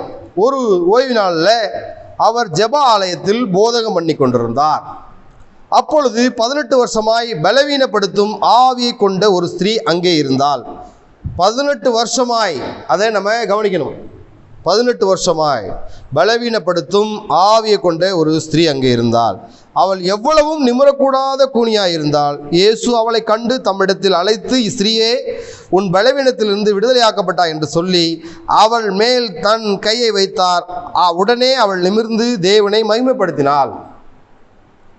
பாருங்க, இயேசு ஓய்வு நாளில் இவளை சுஸ்தமாக்கினபடினாலே ஜெபாலய தலைவன் கோபமடைந்து ஜனங்களை நோக்கி, வேலை செய்கிறதுக்கு 6 நாள் உண்டே, அந்த நாளிலே நீங்கள் வந்து சுஸ்தமாகி கொள்ளுங்கள், ஓய்வு நாளிலே அப்படி செயலாகாது என்றான். கர்த்தர் அவனுக்கு பிரதியுத்தரமாக, மாயக்காரனே, உங்களில் எவனும் ஓய்வு நாளில் தன் எருதையாவது தன் கழுதையாவது தொழுவத்திலிருந்து அவிழ்த்து கொண்டு போய் அதற்கு தண்ணீர் காட்டுகிறது இல்லையா? இதோ 18 வருஷமாய் கட்டியிருந்த ஆபிரகாமின் குமாரத்தியாகிய இவளை ஓய்வு நாளில் இந்த கட்டிலிருந்து அவிழ்த்து விட வேண்டியதில்லையா என்றார். அவர் அப்படி சொன்னபோது அவரை விரோதித்திருந்த அனைவரும் வெட்கப்பட்டார்கள். ஜனங்கள் எல்லோரும் அவரால் செய்யப்பட்ட சகல மகிமையான செய்கைகளை குறித்தும் சந்தோஷப்பட்டார்கள். சரி, இதிலிருந்து பார்க்குறோம், இதில் நம்ம என்ன கவனிக்க வேண்டிய வார்த்தைகள் என்னென்னா, பலவீனப்படுத்தும் ஆவி 18 வருஷமாய் தொடர்ந்து வந்து கொண்டிருந்த ஒரு ஸ்திரீ, 18 வருஷம், 18 × 52 அப்படின்னு போட்டால் 936 வாரம், 936 வாரம் வராங்க. சில பேர் வல்லமையாக, சில தேவனுடைய ஊழியக்காரர்கள், தேவனுடைய தாசர்கள் சபையில் வல்லமையாக பிரசங்கிக்கும் பொழுது யாருக்குள்ளேயாவது அசுத்த ஆவி இருந்தால் அலறதை பார்த்துருக்கலாம். சரிங்களா? ஆனால் இந்த பெண் பாருங்க, பலவீனப்படுத்தும் ஆவியை கொண்ட ஒரு ஸ்திரீ அங்கேயே இருந்தா. 18 வருஷமா வர்றா. அந்த 12 வருட பெரும்பாடுள்ள ஸ்திரீயாவது இயேசுடைய வஸ்திரத்தை போய் தொட்டா. அந்த பர்திமேயு குருடனாவது இயேசுவே தாவீதின் குமாரனே எனக்கு இறங்கணும் கத்துன்னு கத்துனான். சரிங்களா? அநேகர் வழியை போய் சுகத்தை பெற்றுக்கொண்டாங்க. ஆனால் இயேசு பாருங்க, அந்த அம்மா இயேசுட்ட எந்த விண்ணப்பமும் வைக்கல. எப்படி இந்த நாயின் ஊர் விதவை இயேசுட்ட எந்த விண்ணப்பமுமே வைக்கல, டைரக்டாக போய் பாடை தொட்டார், அவன் எந்திரிச்சிட்டான். அதே போல இந்த கூனி பாருங்க, 18 வருஷமா சபைக்கு வர்றா. 18 வருஷமா சபைக்கு வரும்போது எவ்வளோ பேர் பரியாசம் செய்திருப்பாங்க. யோபு 21:15 கூட சர்வ வல்லவரை சேவிக்க அவர் யார், அவரை நோக்கி ஜெபம் பண்ணதினால் நமக்கு பிரயோஜனம் என்ன. அப்போ 18 வருஷமா அந்த கேலி பேச்சை கேட்டுட்டு அவர் சபைக்கு வந்துட்டு தான் இருக்கா, பின்மாற்றமாக போகல. இந்த கூனிகிட்டேருந்து நம்ம கற்றுக்கூடிய முதல் காரியம் என்ன? பின்மாற்றமாக அவ போகலை. சபைக்கு தொடர்ந்து வருகிற ஸ்திரீ. இன்னும் இந்த ஸ்திரீக்கு இன்னொரு பேர், ஸ்திரீயோட வயசு என்னன்னு போடல, அவள் பேர் என்னன்னு போடல. ஆனால் ஸ்திரீக்கு தேவன் ஒரு அடைமொழியை கொடுக்கறத பார்க்கலாம். இஸ்ரவேலர்களுக்கும் நான் இப்படிப்பட்ட விசுவாசத்தை காணவில்லையேன்னு நூற்றுக்கு அதிபதியை உயர்த்தி பேசின தேவன், ஸ்திரீயே உன் விசுவாசம் பெரிதுன்னு காணான ஸ்திரீயை சொன்ன தேவன், இந்த 18 வருட கூனியை பார்த்து என்ன சொல்றாரு தெரியுமா? ஆபிரகாமின் குமாரத்தியாகிய இவளை, இந்த பெண்ணு எப்படி இவ ஆபிரகாமின் குமாரன், இவனும் ஆபிரகாமினுடைய குமாரனா இருக்கிறானேன்னு சகோதரியை பார்த்து சொன்னவர், அதே இந்த 18 வருட இந்த கூனியை பார்த்து இவளும் ஆபிரகாமின் குமாரத்தியா இருக்கிறாளே. ஏன்னா ஆபிரகாமினுடைய ஆசீர்வாதங்கள் சந்ததியாக வரக்கூடியது, அவ ஆசீர்வாதத்தை பெற்றுக்கொள்ளாமல் இருக்கிறாளே அப்படின்னு இயேசுவோடைய ஒரு தயவு, இரக்கம், அன்பு, சாந்தம், கருணை அவ மேலே விழுந்ததை பார்க்கலாம். சரியா? அப்போ சபைக்கு தொடர்ந்து வருகிற ஸ்திரீ பிரச்சனைகள் மத்தியிலும் தேவனை தேடி வந்தால் அவள் சபை கூடி வருதலை விட்டுவிடவில்லை. சில பேர் காய்ச்சல், பிரதர் கொஞ்சமாக காய்ச்சல் எடுத்தது, நான் சபைக்கு வரல, டியூட்டி ரொம்ப கடுமையாக இருந்ததுனால டயர்ட் ஆகிட்டேன், சோம்பல்னால வர முடியல, ட்ரெஸ் அயன் பண்ணல, நல்ல ட்ரெஸ் இல்லை. சரிங்களா? அப்புறம் இன்றைக்கி யார் பிரசங்கம், யார் வரா, அவரா பார்த்துக்கலாம், அவருடைய வாழ்க்கை நமக்கு தெரியாதா அப்படின்னு சில பேர் பிரசங்கியாரு, சபையை ட்ரெஸ் இல்லை, காய்ச்சல் அடிக்குது, சோம்பேறித்தனப்பட்டு சபைக்கு வரமாட்டாங்க. ஆனால் இந்த ஸ்திரீ பாருங்க, 18 வருஷமாக தொடர்ந்து வர்றா. அவள் இயேசுவை அழைக்கவில்லை, இயேசுவே அவளை அழைத்தார். பெயரோ வயதோ குறிப்பிடவில்லை. ஆனால் இயேசுதான் அவளுக்கு ஒரு பெயரிட்டு அழைக்கிறாரு, ஆபிரகாமின் குமாரத்தி. சரிங்களா? அந்த குனிந்த ஸ்திரீ, கூன் விழுந்து குனிந்த ஸ்திரீ விடுதலையான பின்பு கர்த்தருக்காக எப்பொழுதும் நிமிர்ந்து நிற்பாள்னு விசுவாசிக்கிறான். இடையில கண்ணு போனவனுக்கும் ஆதியில் கண்ணு போனவனுக்கும் இடையில கண்ணு போனவனுக்கும் நல்லா கவனிங்க. ஆதியிலேருந்து ஒருத்தர் கண்ணு தெரியல, அவனுக்கு கண் பார்வை கொடுக்கும்பொழுது அவன் ரொம்ப சந்தோஷப்படுவான். ஓ இதான் பச்சை கலரா சிவப்பு கலரா அப்படின்ட்டு அவன் அவ்வளோ சந்தோஷப்படுவான். மனிதனுடைய முகத்தை பார்த்து, செடியை பார்த்து, மரத்தை பார்த்து, விமானத்தை ஏதோ பார்த்து சந்தோஷப்படுவான். ஆதியில் கண்ணு போனவனுக்கு கண்ணு வந்தால் அவ்வளோ ஒரு சந்தோஷம். ஆனால் கண்ணு ஒரு ஆக்சிடெண்ட்டில் போய் 2 கண்ணும் போய் ஒரு ஆப்ரேஷன் நடந்து மறுபடியும் கண்ணு வந்துச்சுன்னா அவன் எவ்வளவு சந்தோஷப்படுவான். இந்த பெண் பாதியிலே கூனியானவள் என்று சொல்கிறார்கள். அவ பாருங்க எப்பொழுதுமே இந்த 18 வருட கூனி முன்னேற்றமே இல்லை. கண்களின் ஓரத்திலிருந்து மேலேயும் பக்கவாட்டிலும் பார்ப்பதே பழகியவள். குனிந்திருந்து கண்ணை இப்படி சைடில் ஓரத்தில் மேட்டிமையாக இப்படி தான் பார்ப்பான். அவருடைய பார்வையே ஓர பார்வையாக தான் இருக்கும். எப்படி லேயால் கூச்ச பார்வையாக இருந்தாலோ அதே போல் இந்த கூனியோட பார்வை பூமியை நோக்கி, நிலத்தை நோக்கி. சரிங்களா? அந்த சைடாக தான் பார்ப்பான். இப்போ பலவீனப்படுத்தும் ஆவி கர்த்தர் பரிசுத்த ஆவினால பலவீனப்படுத்துகிற ஆவியை எடுத்து போட்டா. அவர்கள் பலவீனத்திலே கர்த்தருடைய பலன் பூரணமாக விளங்கினது. 18 வருஷமாக அவள் சோர்ந்து போகலை. இயேசு வரும்போது அவள் அங்கே இருந்தா. அதான் முக்கியம். இயேசு வரும்போது அவள் அங்கே இருந்தா. பாருங்க, 18 வருஷமாக போகிறேனே, எனக்கு சுகம் இல்லையே, நான் போக மாட்டேன்னு அந்த வாரம் வீட்டிலே இருந்திருந்தான்னா அவளுக்கு சுகம் கிடைச்சிருக்காது. சரிங்களா? நான் போகிறது போய்கிட்டு தான் இருப்பேன்னு சொல்லிட்டு அந்த 18 வருஷம் கூனி 18 வருஷமா சும்மா ஒரு கணக்கு போட்டு பார்த்தா 18 × 52ன்னு போட்டால் 936 வாரம். சும்மா ஒரு கணக்கு. நம்ம சபையில் நியூ இயர் அன்னைக்கு கேட்போம், யாரெல்லாம் 52 வாரம் வந்தாங்க, கை பாதி தூக்கும் பாதி. ரொம்ப ஒரு காமெடியாக இருக்கும் அந்த இது. 52 வாரம் யார் யார் வந்தா அப்படின்னு சொல்லும்போது ஒரு சிலர் தான் வந்திருப்பாங்க.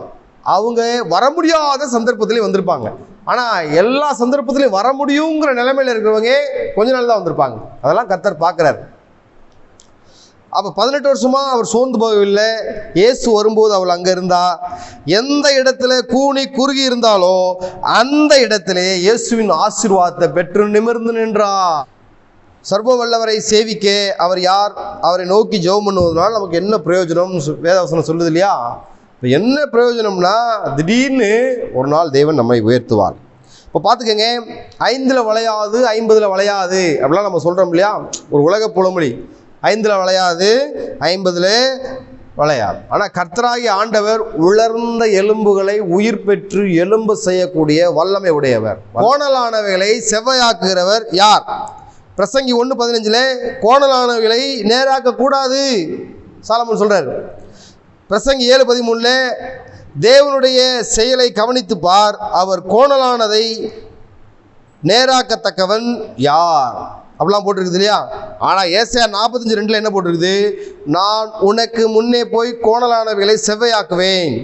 லூக்கா 3:4 கோணலானவைகள் செவ்வையாகும். அவர் தான் பிரமாணம் கொடுக்குறாரு.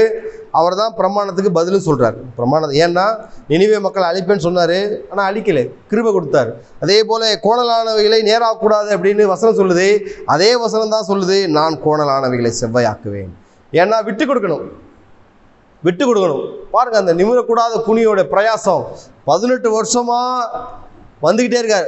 எப்படியும் எனக்கு கனி கிடைக்கும், நான் கனி கொடுப்பேன்னு வந்தா 18 வருஷமாக முன்னேற்றம் இல்லை. ஆனால் ஒரு நாள் முன்னேற்றம்.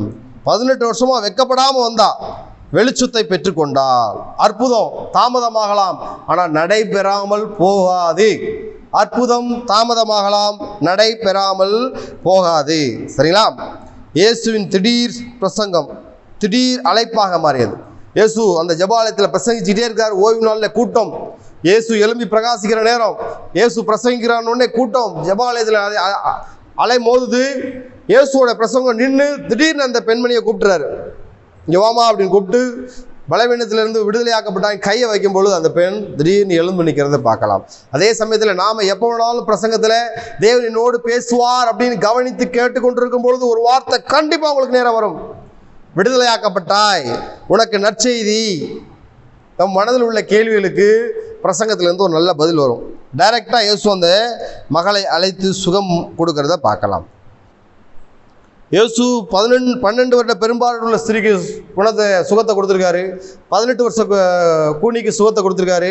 38 வருஷமாக உள்ள வியாதியஸ்தருக்கு சுகத்தை கொடுத்துருக்காரு. என் பிறவியிலிருந்தே குருடனுக்கு சுகத்தை கொடுத்துருக்காரு. மரித்தவனை கூட எலும்ப வச்சிருக்காரு. ஆனால் தேவ சமயமும் காலமும் தேவ சமயமும் நேரிட வேண்டும். அதுக்காக எனக்கு இன்னும் லேட் ஆகும் நம்மளே சொல்லிட்டு கூடாது. அந்த யோவான் புஸ்தகத்தில் 1வது அற்புதத்தில் ஸ்திரீயே உனக்கு எனக்கு என்ன, என்னுடைய வேலை இன்னும் வரவில்லைன்னு சொன்ன இயேசு தான் அடுத்த வேலையே ஜாடியில் தண்ணீர் நிரப்புங்க, நீங்கள் போய் பரிமாறுங்கன்னு சொல்கிறாரு. அடுத்த வேலையே தண்ணீர் திராட்சரசமாக மாறினது. பிசாசு கூட சொல்லுது இல்லையா, குமாரனே உங்களுக்கு எனக்கு என்ன, உங்களுடைய வேலை இன்னும் வரவில்லைன்னா இயேசு வந்துட்டார்.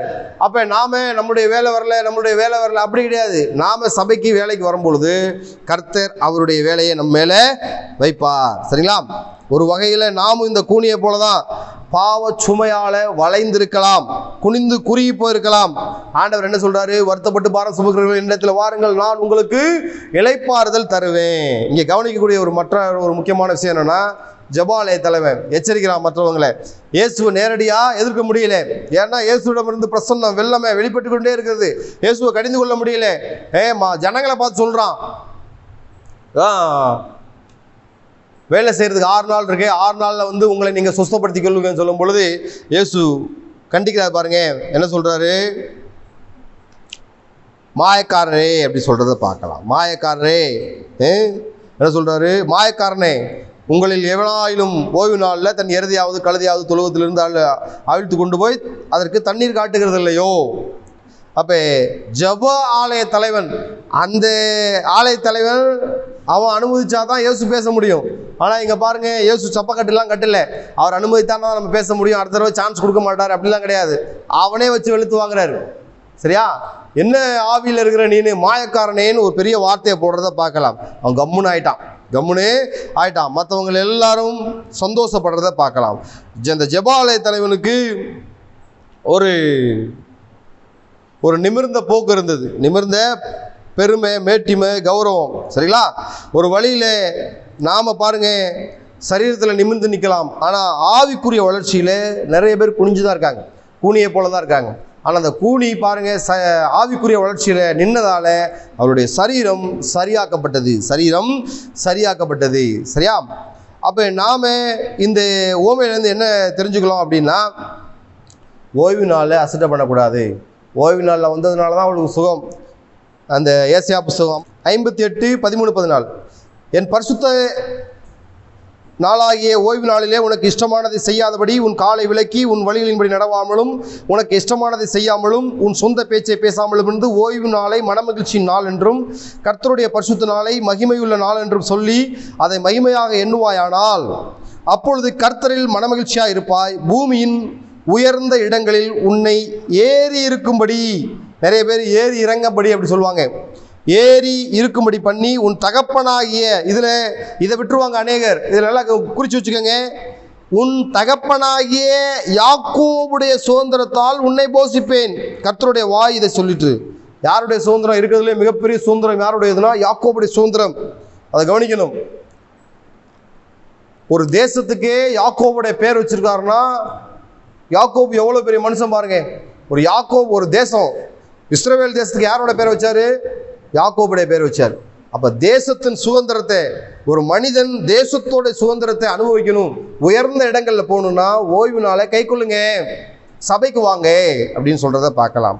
அப்போ இந்த நிமிரக்கூடாத கூனி சபைக்கு வந்ததுனால நிமிர்ந்தா. இந்த வாரம் போவேனா, அடுத்த வாரம் போகலாம் அப்படின்னா அடுத்த வாரம் போயிட்டே தான் இருக்கும். அப்போ இன்றைக்கி நாம் என்ன பார்த்தோம்? இந்த கனி கொடுக்காத அத்திமரம். தேவன் நமக்கு எச்சரிக்கிறார், கனி கொடுங்க அப்படிங்கிறார். கோடாரியானது மரத்தின் வேறறிய வைக்கப்பட்டிருக்கிறது.